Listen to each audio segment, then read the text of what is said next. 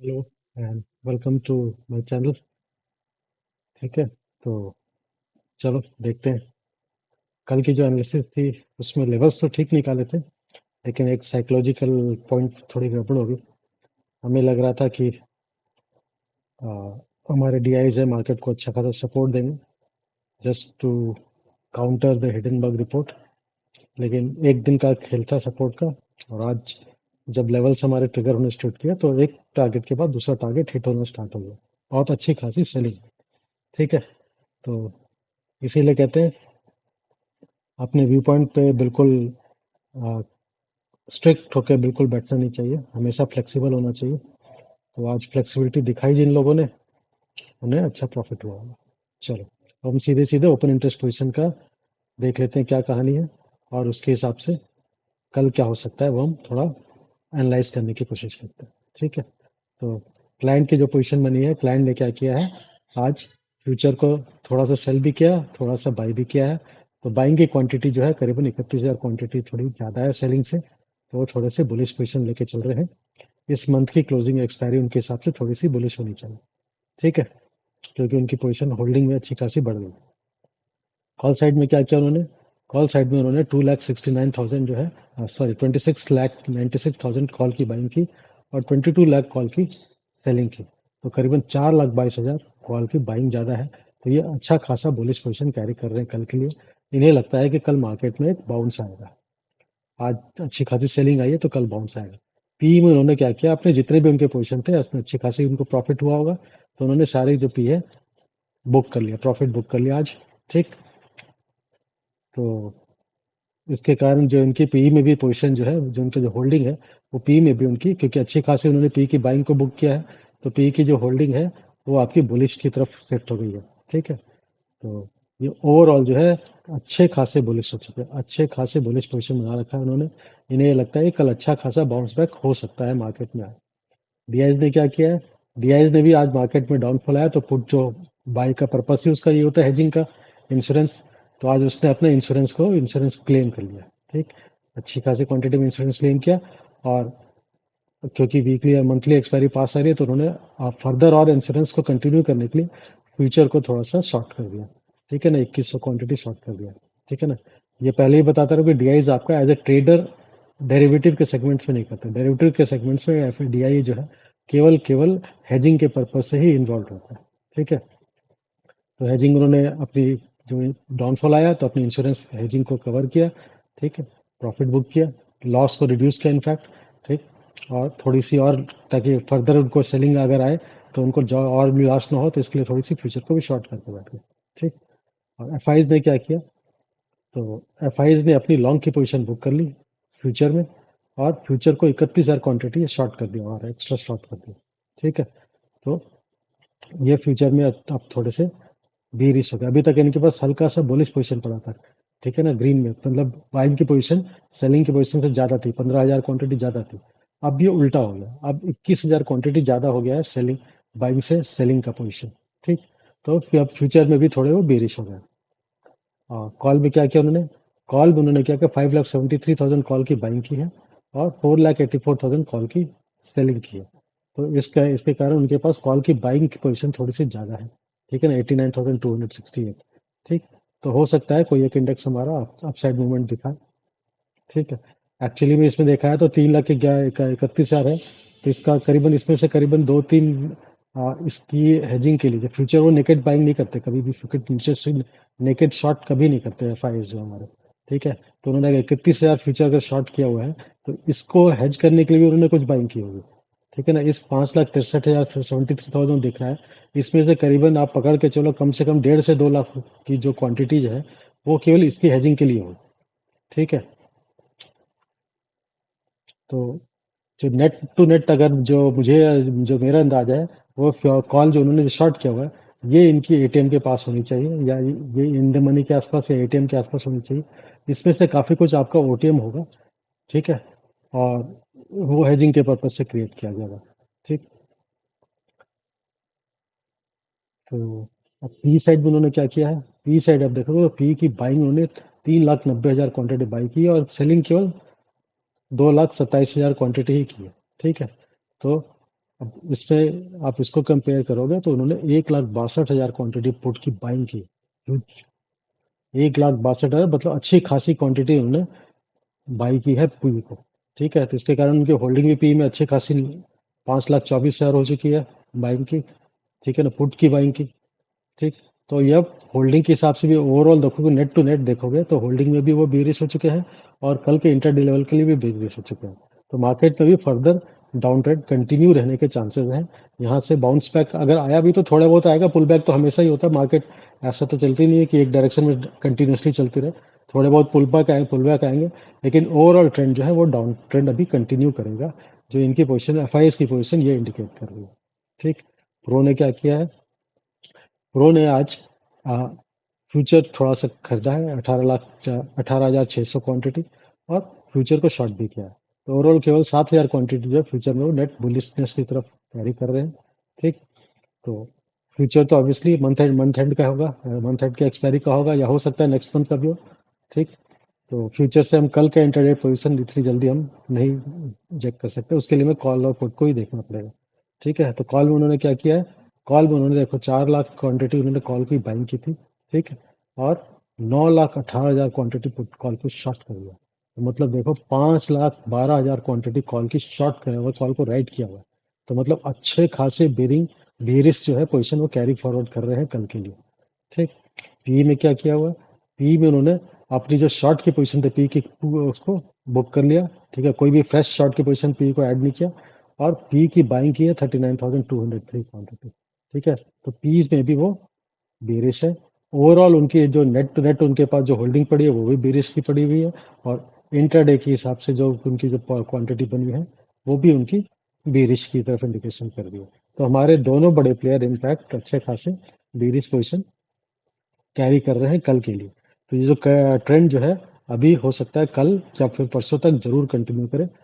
ठीक, एक दो दिन और कंटिन्यू करना चाहिए जो इनकी ओपन इंटरेस्ट की पोजीशन बनी हुई है। यहाँ पे पुल बैक छोटे मोटे ही आएंगे, रिट्रेसमेंट बहुत बड़ा रिट्रेसमेंट आने के चांसेस नहीं दिखते। ठीक।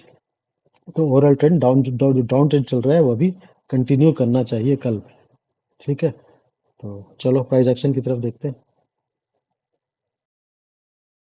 ठीक है, तो अब हम प्राइस एक्शन को देखते हैं। पहले प्राइस एक्शन से पहले एक बहुत इंपॉर्टेंट चीज, मैंने आपको एक बार बताया था कि हम गैन के जो फैन है उसके बेसिस पे हम इंटरडे में रिवर्सल कैसे निकालते हैं। ठीक है, तो मैं आपको दिखाता हूँ, मैंने बनाया था कितनी एक्यूरेटली काम करता है। कई लोगों ने शायद ट्राई किया हो तो उनको प्रॉफिट होता होगा। ठीक है, और वैसे मैंने जब उसको निकाल के रखा हो उसकी एक्यूरेसी देख करके मैं खुद हैरान होता हूँ कई बार, क्योंकि उसकी एक्यूरेसी कितनी परफेक्टली काम करता है। ये देखो 15 मिनट्स का निफ्टी का चार्ट है, उसमें मैंने गैन फैन बनाया हुआ है, और जैसे मैंने बताया था आप वो वीडियो जाके देखना कि हम कैसे इंटरडे लेवल की मार्किंग निकालते हैं। और उसमें जो क्रॉस आपका जो आता है, दो दो लेवल्स जो है हाई के और लो का जो क्रॉस आता है, उससे हमें पता चलता है कि वहाँ पे हमारे रिवर्सल आने के चांसेस है। तो ये सारे जो रेड लाइन दिख रहे हैं आपको, डॉटेड रेड लाइन, ये सारे मैंने उस क्रॉस पे लाइन खींची। अब देखो जैसे दिख रहा है ना यहाँ पे, ये देखो यहाँ पे दिख रहा है, ये इस पॉइंट पे आया हुआ है। ये देखो इस पॉइंट पे आया हुआ है। आप देखो कितनी एक्यूरेटली प्रिडिक्ट करता है। यहाँ पे जो क्रॉस है देखो एकदम एग्जैक्टली हाई पे बना हुआ है। ये देखो, ये भी यहाँ से फिर आपका डाउन ट्रेंड फर्दर है। ये देखो फर्दर एग्जैक्टली आपका हुआ है। ये देखो, तो अब तो आपको आया एग्जैक्टली पिन पॉइंट एक्यूरेसी के साथ मार्क करो। ये देखो पिन पॉइंट एक्यूरेसी के साथ ये बताता है आपको। ये देखो फर्दर फर्दर डाउन ट्रेंड है या साइडवेज का डाउन ट्रेंड कंटिन्यू करने के इंडिकेटर एकदम परफेक्ट। ये देखो गैप डाउन खुला, ये देखो ये एकदम परफेक्ट बताता है ये आपका कि डाउन ट्रेंड कहाँ से मतलब रिवर्सल आने के चांसेस जो है वो कहाँ से। बहुत ही बढ़िया तरीका है आपका स्कैल्पिंग करने का या फिर इसके बेसिस पे ट्रेड करने का। बहुत अच्छा तरीका है आपको एक रिवर्सल पता करने का। वो वीडियो आप जाके पूरा देखना तो आपको क्लियर पता चलेगा बनाते कैसे हैं इसको। ठीक है, चलो प्राइस लेवल पे आ जाते हैं। तो अब हम निफ्टी को स्टार्ट करेंगे। निफ्टी को पहले डे चार्ट देखते हैं। तो निफ्टी के डे चार्ट में जो कैंडल बना हुआ है, अच्छा खासा बेरिस है, अच्छी खासी सेलिंग आई है, तो ये बेरिस है। तो निफ्टी में ये जो कैंडल है मारूबुजो कैंडल टाइप लग रहा है। ठीक है, तो जरा सा भी कहीं से भी आपको रिकवरी के कहीं कोई इंडिकेशन नहीं, थोड़ा सा भी आपका बाइंग का वीक है नहीं, नीचे बाइंग का शैडो बिल्कुल भी नहीं है। ठीक है, तो बहुत स्ट्रॉन्ग करंट है, हो सकता है इसमें हमें फॉलो थ्रू सेलिंग और देखने को मिल जाए। कल फर्दर सेलिंग आ सकता है जो कि हम इस लेवल को क्रॉस किया, इस कैंडल के लो को क्रॉस कर सकते हैं, फिर इस कैंडल और इस कैंडल तक हम पहुंच सकते हैं। ठीक है, सारे लेवल्स हम लोअर टाइम फ्रेम में चेक करेंगे। एनालिसिस डे में हम तो ये देखते हैं कि ट्रेंड जो है लार्जर ट्रेंड का है क्या इंडिकेट कर रहा है, तो लार्जर ट्रेंड अब बेरिश हो चुका है। ठीक है ना, लोअर लो भी बना है।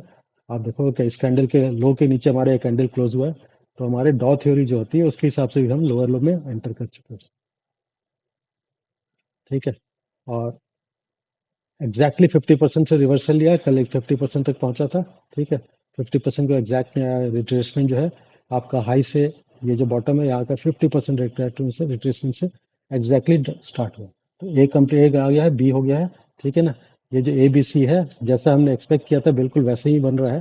ठीक है, बस बीच बीच में जो पुल बैक में है ना, कई बार होता ही है कि साइकोलॉजी जो है हमारी थोड़ी सी डगमगा जाती है, तो हम अपने एनालिसिस पे थोड़ा रिलाई नहीं करते, लेकिन हमारे लिए एनालिसिस बिल्कुल परफेक्ट रही थी। आप देखो ए बी सी। ठीक है, तो अब हम सी के एक्सपेक्टेशन कहाँ तक रख सकते हैं। सी वेव जो है मिनिमम आपका 61.8% तो आता ही है ए वेव का। ए वेव इतना बड़ा है तो इसका 61% जो हमारी आ रही है वो हमारा आ रहा है 23,750 का लेवल। यहाँ तक हमारी सी के हमें एक्सपेक्ट कर सकते हैं कि यहाँ तक सी को पहुँचना ही चाहिए। अब वो ऐसा जरूरी नहीं है कि वो कल ही आए, हो सकता है 16 को आए या हो सकता है 17 को आए। ठीक है ना, थर्सडे को छुट्टी है तो हो सकता है फ्राइडे को आए या मंडे को आए।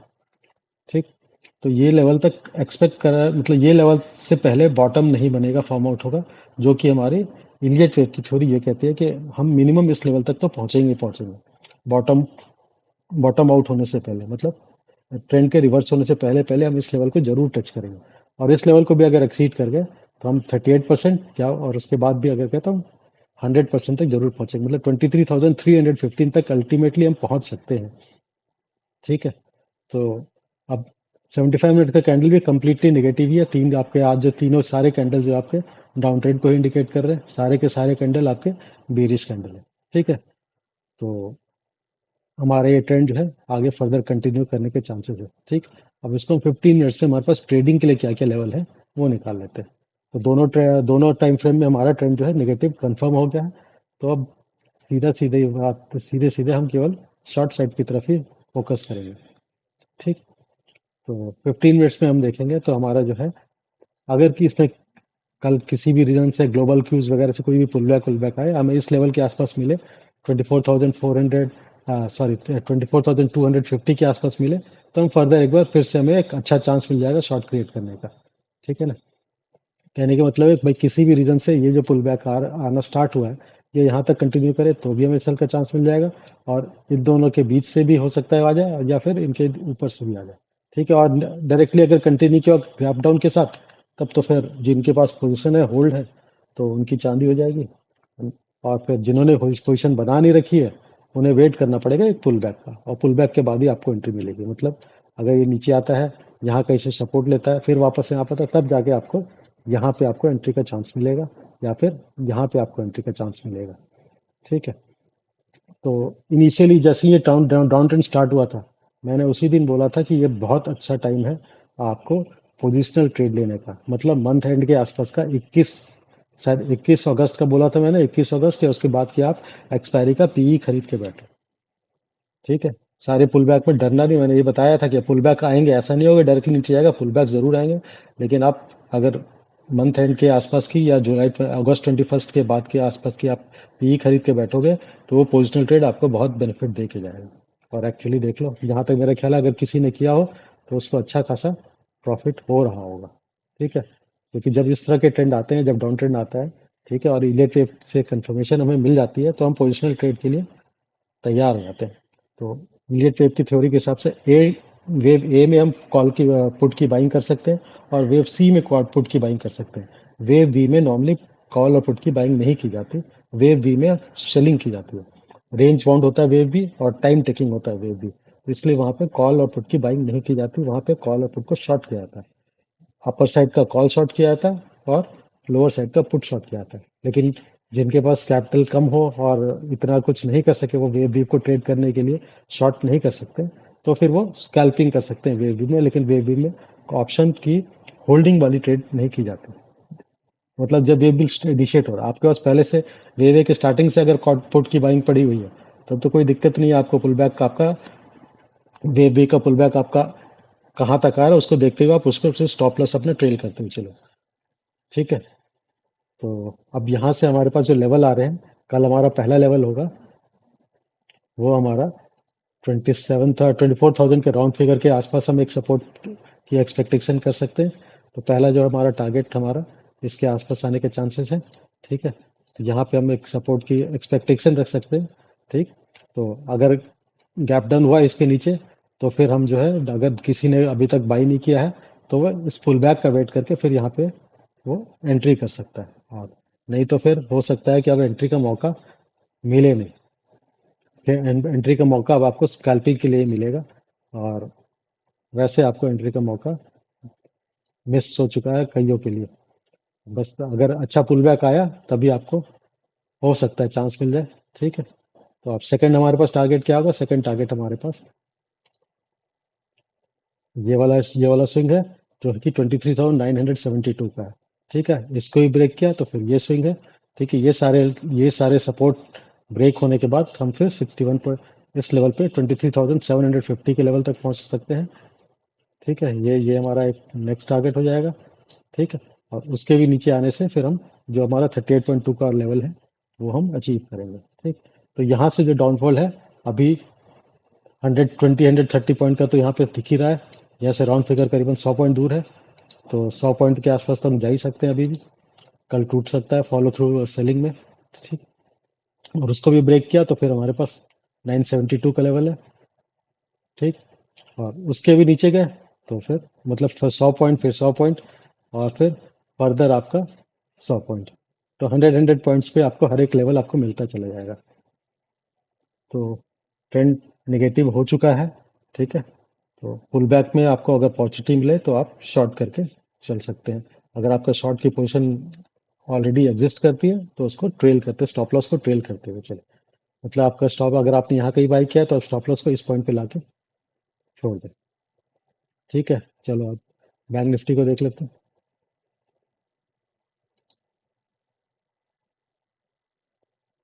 तो बैंक निफ्टी का जो डेली का चार्ट है वो भी यहाँ पे भी आपका अच्छा खासा बियरिश कैंडल बना हुआ है। तो डे ट्रेंड भी आपका नेगेटिव हो चुका है। ठीक। लोअर लो फॉर्मेशन भी हो रहा है। 75 मिनट्स का ट्रेंड वो भी अच्छा खासा नेगेटिव है, वो तो कम्प्लीटली नेगेटिव ही है। तो बैंक निफ्टी ज़्यादा नेगेटिव थी क्योंकि आज एचडीएफसी की अच्छी खासी पिटाई हुई। ठीक है। तो अब हमारे पास ये जो सपोर्ट का जोन है, इस सब यहाँ से सपोर्ट लिया हुआ ऑलरेडी इसने। इसके फर्दर नीचे डाउन ट्रेंड कंप्लीट कंटिन्यू करता है तो हम पहले आपको 50, ये जो लेवल है, ये जो लो है, इस लो तक पहुंचने की कोशिश करेंगे जो कि हमारा 49,659 के आसपास है। इसके पास ही हमारा 50% का रिट्रेसमेंट का लेवल भी है। ये रिट्रेसमेंट के लेवल कहाँ का? ऑल टाइम हाई से लेकर के जो 4 जून का जो हमारा लो बना था उसका 50% है। ठीक है। तो हमारे पास पहला टारगेट 700 से लेके 650। ठीक है ना। 49,652 लेके 49,700 का पहला टारगेट है। और फर्दर टारगेट्स क्या है 15 मिनट्स में देख लेते हैं। ठीक है। अब हमें हमेशा हर पुल बैक में इसको शॉर्ट करने की कोशिश करना है। ठीक है। अगर पुल बैक आया भी तो 38% से लेके 50% तक किसी भी वेव जो आपको डाउन ट्रेंड का वेव मिले उसका 38% टू 50% के आसपास आपको चांस मिले तो वापस आप शॉर्ट करने की हर पुल बैक पे एंट्री करें। ठीक। तो अब ये लेवल ब्रेक होगा तो 717 ये तो हम ऑलरेडी डिस्कस कर चुके हैं। ठीक है। 717 टू 659 ये हमारा पहला टारगेट होगा, ये जोन। ठीक है। ये जोन हमारा पहला टारगेट होगा। उसके बाद इसको भी अगर हमने एक्सीड कर दिया तो हम 49,350 के आसपास जरूर पहुंचेंगे। ठीक। तो यहाँ से करीबन आपका 49,830 से लेके 49,350 मतलब करीबन 500 पॉइंट का रेंज हमारे पास ऑल है। ठीक। तो और फर्दर डाउन ट्रेंड आया तो उसका भी लेवल हमने मार्क कर रखा है। ठीक है। इसके भी नीचे जाने से हम 48,000 के लेवल को हम टच कर सकते हैं। ठीक है। 49,000 के नीचे आके 48,850 का लेवल हम टच कर सकते हैं। 50% के बाद हमारा 61.8% हमारा टारगेट होगा। तो नेक्स्ट उसके बाद का जो टारगेट आएगा, ठीक है, वो हमारा ये लेवल हो जाएगा। ठीक। 48,850 का लेवल। तो अप्रॉक्सीमेटली देखा है तो 49,000 का राउंड फिगर हमारा एक नेक्स्ट टारगेट हो जाएगा। उससे 100-150 पॉइंट और नीचे जा सकते हैं फर्दर। ठीक, तो ये हमारे पास सारे लेवल हो गए। बैंक निफ्टी निफ्टी दोनों में डाउन ट्रेंड कंटिन्यू होने के चांसेस हैं। डाउन ट्रेंड तो आ ही चुका है, ये तो कंफर्म हो चुका है। डे फ्रेम में भी है, डे टाइम फ्रेम में भी है, 75 मिनट के टाइम फ्रेम में भी है, 15 मिनट्स के, हर टाइम फ्रेम में आपका डाउन ट्रेंड दिख रहा है, क्लियर कट विजिबल है। तो हर पुल बैक पे शॉर्ट करने की अपॉर्चुनिटी ढूंढनी है अनटिल अनलेस पुल बैक जो है आपका 61% के लेवल को क्रॉस ना करे। अगर 61% के लेवल को कोई भी पुल बैक क्रॉस कर जाता है तो वहां पे आप शॉर्ट नहीं करना। ठीक है। हम्म। इसी हिसाब से कल आप ट्रेड कर लेना। ठीक, कि कल आपकी मुझे लगता है बैंक निफ्टी और फिर बैंक निफ्टी और निफ्टी दोनों की एक्सपायरी है, क्योंकि थर्सडे को इंडिपेंडेंस डे की हमारी छुट्टी है। ठीक, तो कल दो दो एक्सपायरी है, तो उसी हिसाब से ट्रेड करना। बहुत वोलेटाइल होने के भी चांसेस है मार्केट में। ठीक, चलो फिर क्लोज करते हैं। Okay, bye.